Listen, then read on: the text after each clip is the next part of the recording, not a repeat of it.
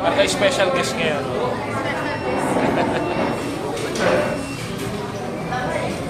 So looking for ate.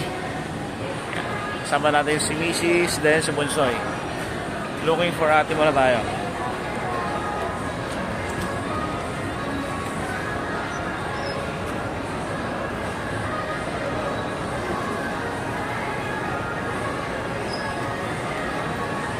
So bili muna tayo ng cake mga kabro. Para doon sa kakainan natin, doon na natin i-blow yung cake ni ate.